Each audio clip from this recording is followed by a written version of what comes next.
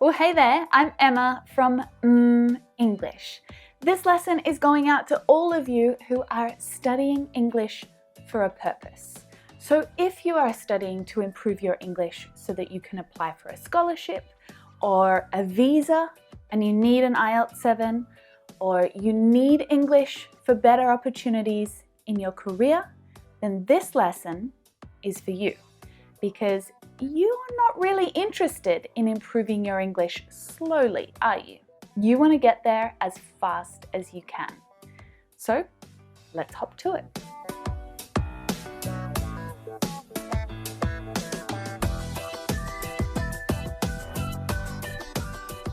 Whatever your goals are, the 3 things that I have to share with you in this video will help you to reach any of those goals faster. Now, most of us are impatient, right? We wish that we could snap our fingers and be fluent in a language or be an expert in our career. Can you imagine how easy life would be? I'd learn Hindi like that and Arabic. You would learn English like that. What else would you do if you could just snap your fingers and be good at something?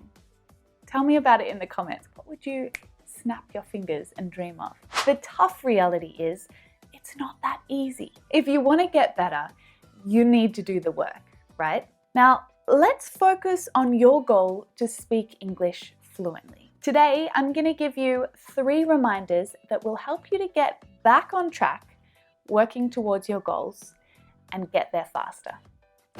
Oh, get outside your comfort zone. You've heard of this expression before, right? Your comfort zone is this safe, warm, familiar, comfortable place where you know exactly what's going on. You know where everything is. You know what you need to do. You never have to worry about anything. That space is comfy, but it makes you lazy. It's not where big change happens. It's where things happen slowly, right? Which is fine as long as you're not in a rush. But becoming a confident English speaker isn't just something that happens to you while you're sitting around on your butt, right? You have to look for opportunities to challenge yourself, to push yourself further outside of your comfort zone. My rule of thumb is if it's hard, if you feel a little uncomfortable or a little awkward, do it. 100% do it. These situations are what's going to get you to the next level faster. When was the last time that you pushed yourself out of your comfort zone in English? What did you do? Tell me about it in the comments. Now, I'm not telling you right now that everything you do in life has to be outside of your comfort zone. Ugh, that would be horrific. That would be so stressful. But deliberately create opportunities to step outside of your comfort zone. That is where the magic happens, but you need to create those opportunities. Oh, set clear goals and make a plan. Have you ever caught yourself making vague statements like, I really want to improve my English this year. I want to be more fluent. Those are really vague statements. What do they even mean? To make that happen, and to make it happen quickly, we need much more specific goals. What specifically are you trying to achieve? And by when? A better goal is, I want to increase my IELTS speaking score by 0.5 in 3 months. That's a specific goal. I want the confidence to have an English conversation with my boss at our annual dinner in October. Once you've got that specific goal in mind, create a plan, working backwards with specific events and activities that are going to help you to get there. If your goal is to have the confidence to speak with your boss in 6 months from now, what can you do to make it happen? And there's lots of things that you could do.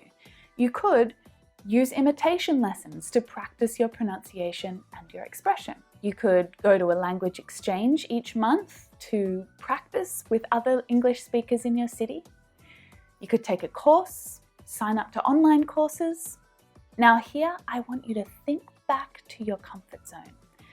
Are these goals a little more challenging than you feel comfortable with? Or can you make them a little more challenging? That's better. These are much more specific plans, and those things probably make you feel a little nervous, right? It's a bit more of a commitment. That's perfect. So tell me, do you have a specific English goal for this year? A specific one? Tell me in the comments. And what's one thing that you'll do this week to move towards that goal? Now remember, don't be vague, be specific. Oh, gets me every time. Interact with other humans. Now, this one might seem a little obvious, but to improve your speaking skills, you need to use your English in conversation. To do this, using English in conversation is 100% and absolutely the single biggest difference between students who just drift along and those who accelerate and get better faster than everyone else. You need to push yourself out of your comfort zone a little, just a little at first. If you live in an English-speaking country, close your computer or put your phone down right now and register in a sports team, or join a meetup for international students, or volunteer at a local community centre. All of these opportunities are right there, just outside your door. If you're not in an English-speaking country, take an online class, find a language exchange in your local city.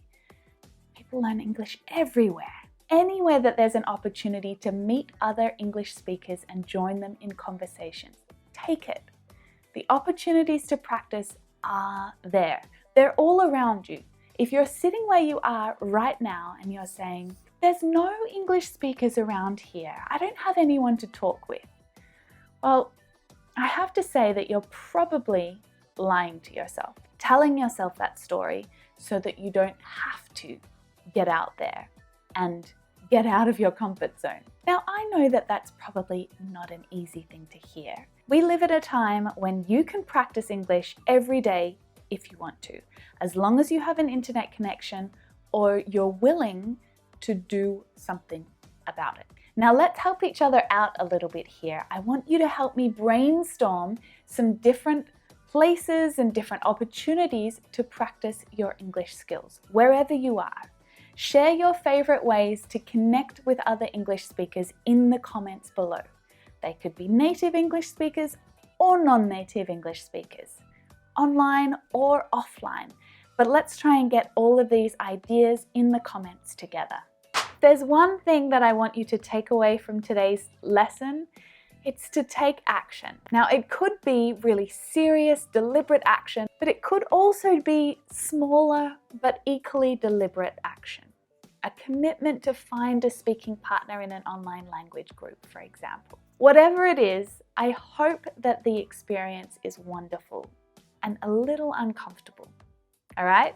It's good to feel a little uncomfortable. Now, if you want to keep practicing with me right here, right now, then let's head over to this lesson for some extra speaking practice. I'll see you in there.